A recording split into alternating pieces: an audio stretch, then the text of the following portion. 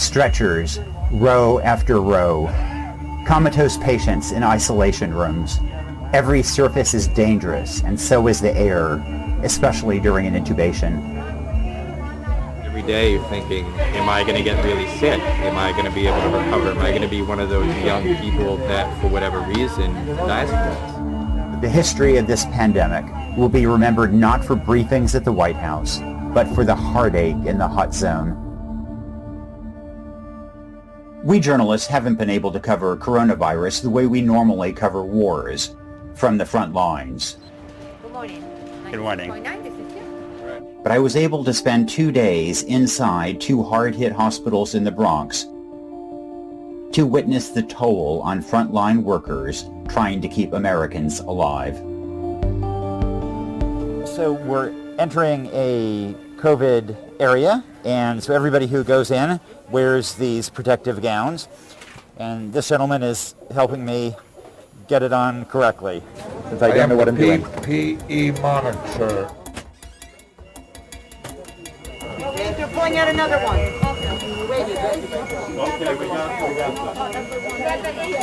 Find that patient now. We need the patient to go upstairs, please. Dr. Deborah White reminds me of a general commanding a battlefield. I mean, this is what we train for. This is the moment in our career, because it's a once-in-a-lifetime thing. She's trying to save lives Yeah, from upstairs.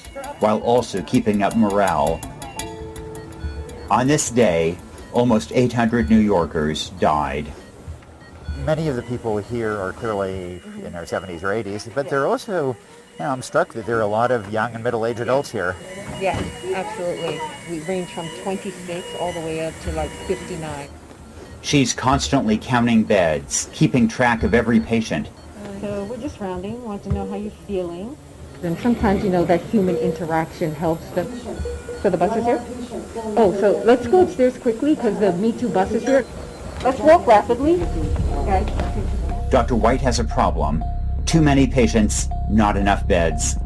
Unless they make room, more people will die. This is a medical evacuation bus to take people from this hospital to make some space here. The bus is unlike any bus you've ever seen. It has oxygen. It has EMT people there to support the patients as they make that ride. But as this bus frantically shuttles overflow to a nearby hospital, new patients continue to pour in. The red phone rings constantly, signaling the arrival of yet another critical patient.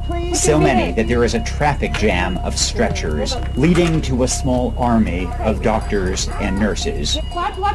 They are about to attempt a last desperate step, an intubation. I need a vent. I need a vent. I need a ventilator. Adam, there's a vent in there. So what we're going to do is intubate her right now to support her oxygen level so that we can improve the oxygen exchange. This procedure spews virus into the air, leaving staff at enormous risk as they try to save the patient's life. Okay. Take some deep breaths, you're okay.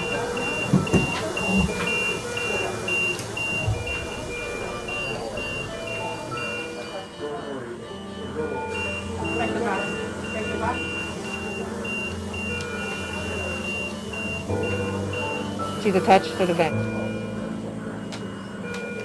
While intubated, patients can't speak, and what everybody knows is that they probably will never speak again. Ventilators may be life-saving, but most patients still die. Death here has no dignity.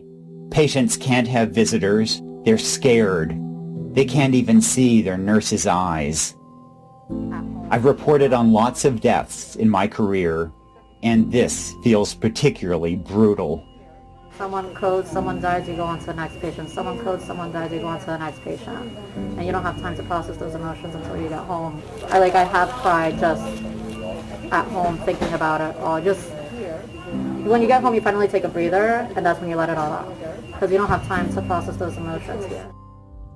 These doctors and nurses are risking their lives, and we're failing them. Some told me of their deep frustration with the government's response.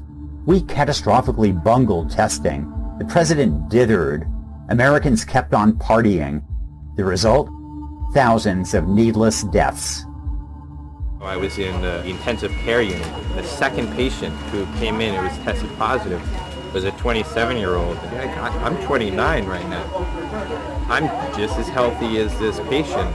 It just oftentimes feels like a roll of the dice. I spent 12 hours by his bedside with all my PPE on. He would grab my hand and I just kept telling him that everything is going to be okay, that we were doing the best we could.